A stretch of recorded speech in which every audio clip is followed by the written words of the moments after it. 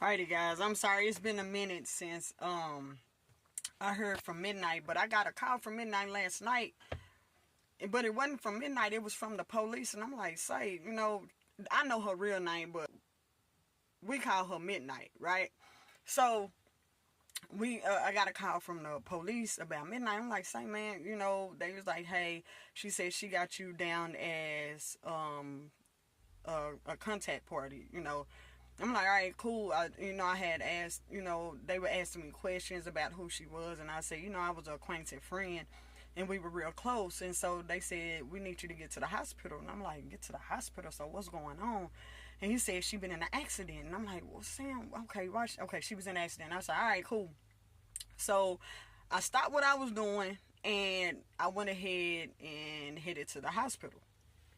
And when I got there, she was banged up real bad. And, they was doing x-rays and stuff like that. And she had a knot on her head. I say, Midnight, what happened?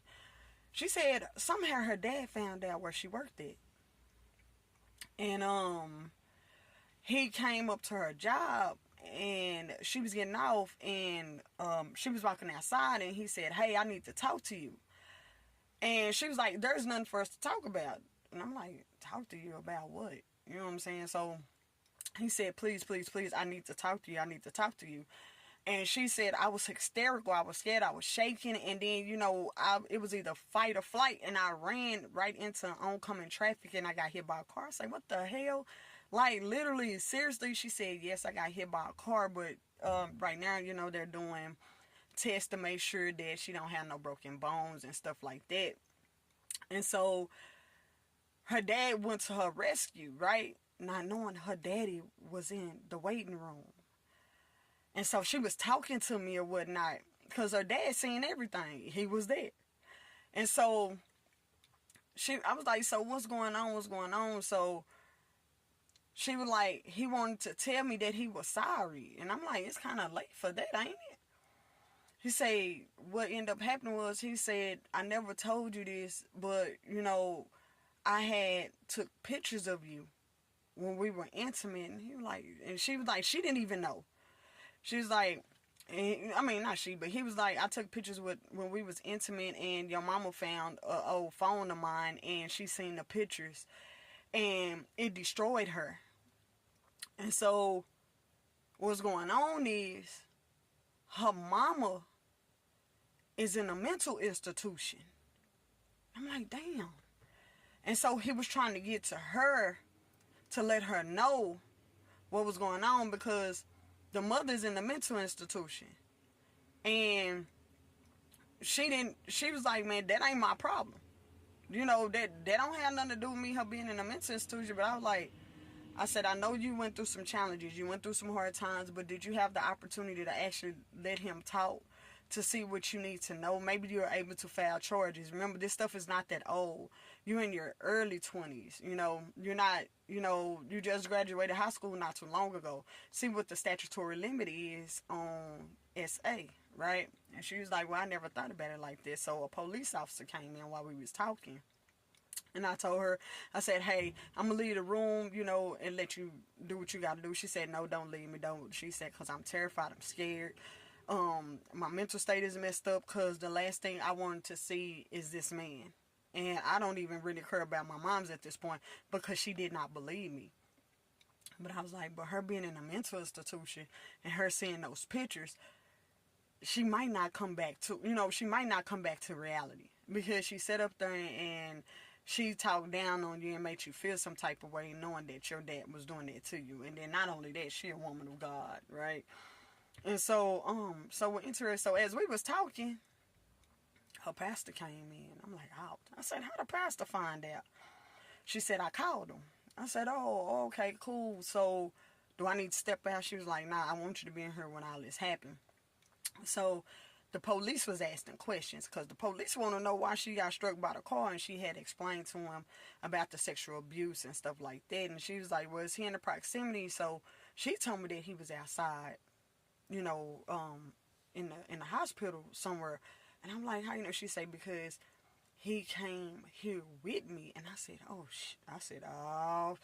this ain't finna go too well. So So as she was talking, the pastor was just listening too. You know, we both listening, and we looking at each other like, oh my gosh. And you know, he pulled me to the side and said, man, this going on in my church, and I don't know this.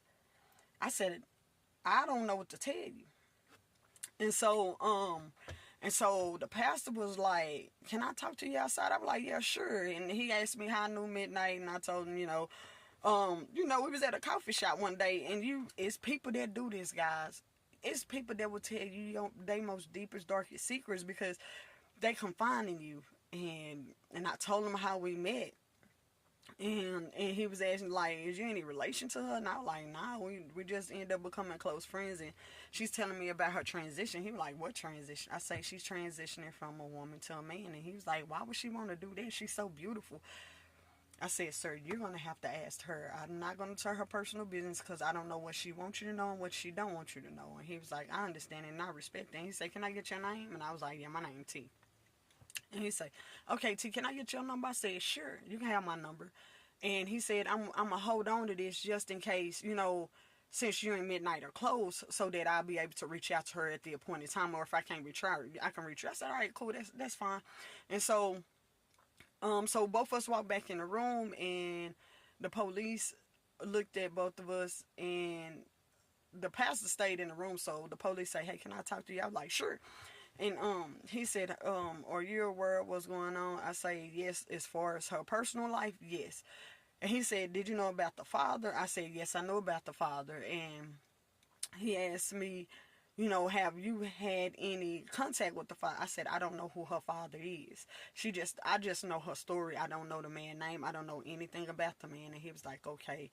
And he gave me his card. He said, hey, if you got any questions or anything, just please feel free to reach out to us. Or if you got any additional information, to reach out to us or whatever. I said, all right, cool. And so I went back in with Midnight, and I said, well, Midnight, what kind of clothes did your daddy have on? She said, I don't know. She said, the stuff happened so quickly, and I just ran in front of the car. And I'm like, dang, okay. I said, okay. So do you know where he at or anything? She said he was out in the lobby. So, I went out there. I said, it ain't nobody that would look like a father that's concerned out there. And she said he probably left, because of what's going on. Because she said she did tell the police about the abuse, the sexual abuse and stuff like that. So what she did, so they still wanted to keep her for tests and stuff like that, and they also wanted to do a grape kit, right? And so I said, all right. She said, the pastor said, I'm gonna go ahead and leave at this time. I do have your friend's number, T number, so I'm gonna reach out to her to see how you're doing. And she's like, okay. And Midnight was like, you don't go nowhere. She was talking to me. She say, hey, please stay here. Don't leave me because, like, I really need a friend right now. Like, I'm lonely. I'm lost.